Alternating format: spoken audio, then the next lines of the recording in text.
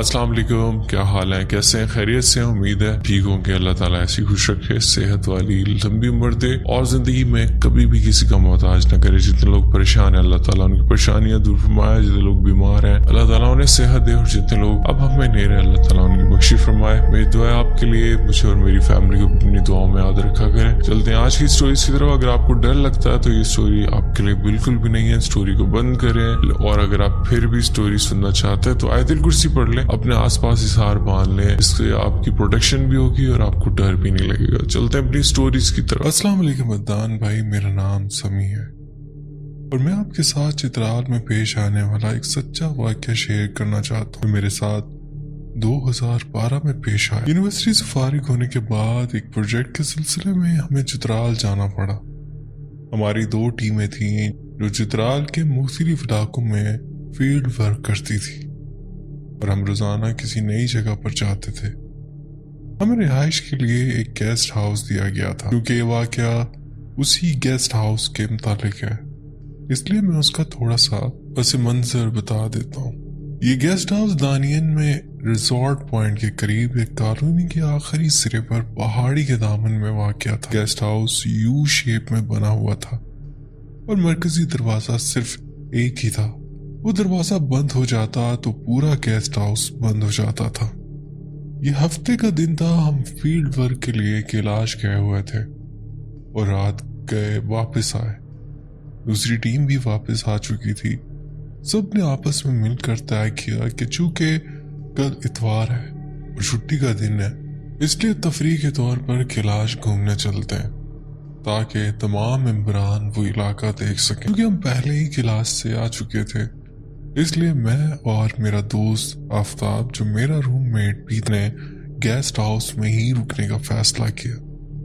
बाकी टीम वाले अगली सुबह कैलाश के लिए रवाना हुए। हमने गेस्ट हाउस लॉक किया और शाही किला और शाही मस्जिद देखने चले गए। दोपहर के बाद और असर के करीब हम वापस गेस्ट हाउस पहुंचे।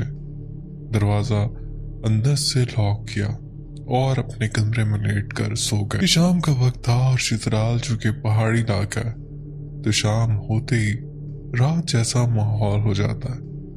कुछ देर बाद हमारे कमरे के दरवाजे पर मुसलसल दस्तक हो रही थी।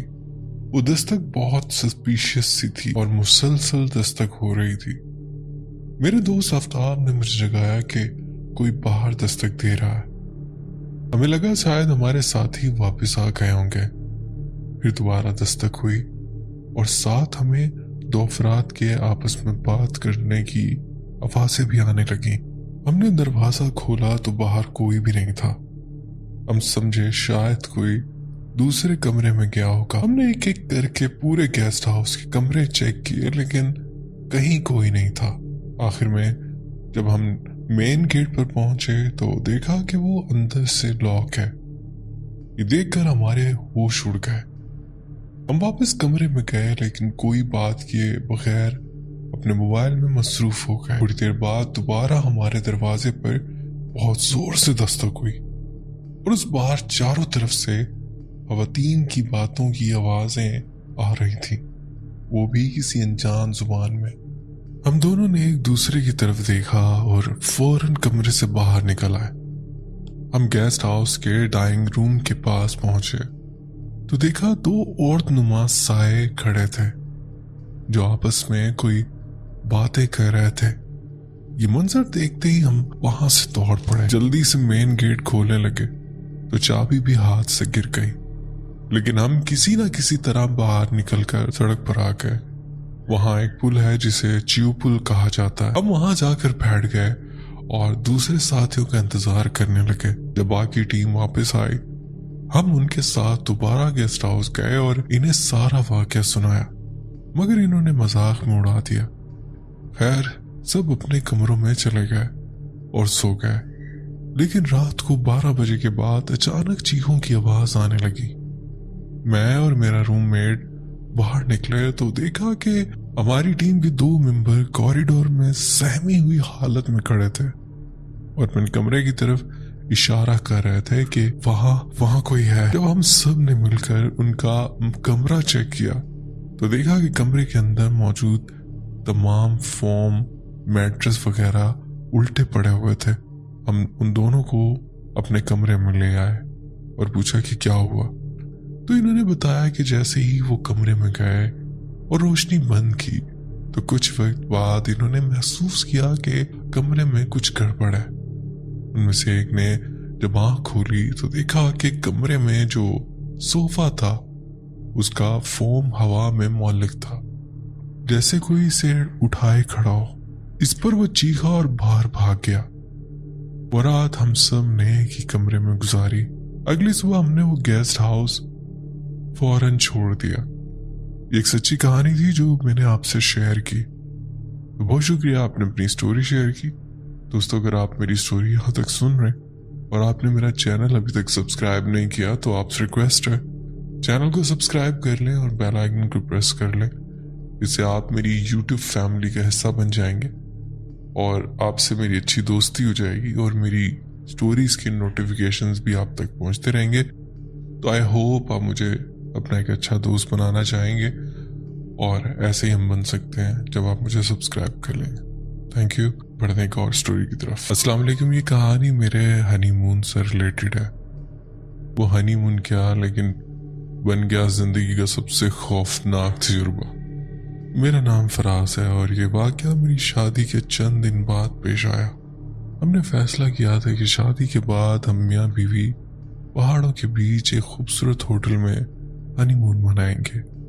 हमने ऐसा ही किया और ऑनलाइन ही एक होटल बुक कर लिया। मैं होटल का नाम आपके साथ शेयर नहीं कर सकता। मैंने सोचा था कि एक पुरानी खामोश जगह जहाँ ज्यादा रश ना हो, जहाँ सिर्फ मैं और मेरी बीवी जुनैरा हो, तन्हाई, सुकून और सिर्फ हम।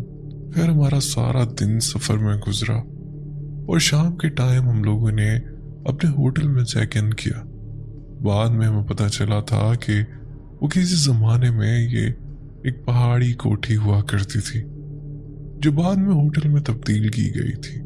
जगह पुरसुकून थी, माहौल खूबसूरत, लेकिन अंदर दाखिल होते ही कुछ अजीब सा महसूस हुआ। रिसेप्शन पे एक दुबला पतला सफेद चेहरे वाला बूढ़ा आदमी खड़ा था। वो देखने में भी काफी अजीब लग रहा था, मगर चूंकि हमारा सारा दिन सफर करके थक चुके थे तो ज्यादा ध्यान नहीं दिया। उसने हमें हल्की सी अजीब मुस्कुराहट के साथ कमरा नंबर 302 की चाबी दी, लेकिन जैसे हम लिफ्ट की तरफ मुड़े वो कुछ देर हमें अजीब नजरों से देखता रहा, जैसे कुछ कहना चाह रहा हो पर खामोश रहा। कमरा काफी बड़ा और खूबसूरत था। पुरानी लकड़ी की दीवारें, बड़ा सा खिड़की वाला कमरा जो बाहर जंगल का नजारा देता था।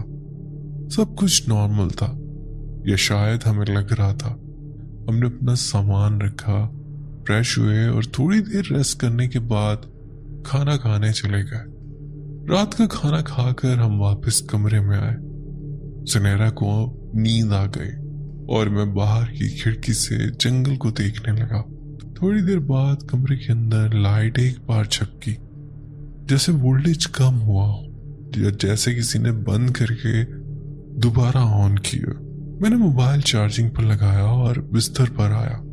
कुछ देर गुजरी होगी कि अचानक सुनहरा ने मेरा हाथ पकड़कर कहा, फराज तुमने दरवाजा खोला।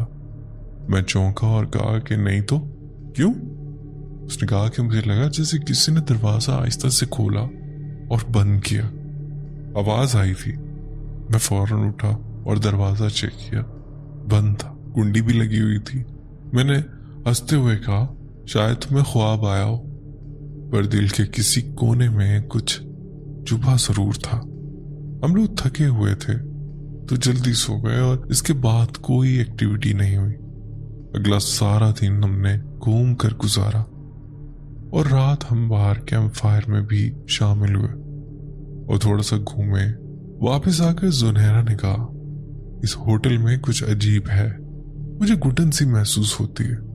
मैंने तसल्ली दी और खुद भी दिल ही दिल में सोचने लगा, ऐसा क्यों लगता है कि कोई हमें देख रहा है। रात तकरीबन 3 बजे मेरी आंख खुली खुद ब खुद। ऐसा लग रहा था जैसे कोई मुझे घूर रहा हो। मैंने आंखें मलकर खिड़की की तरफ देखा। नान भाई, मेरे रोंगटे खड़े हो गए। پہلے تو مجھے لگا شاید میں نیند میں ہوں، مگر پھر میں نے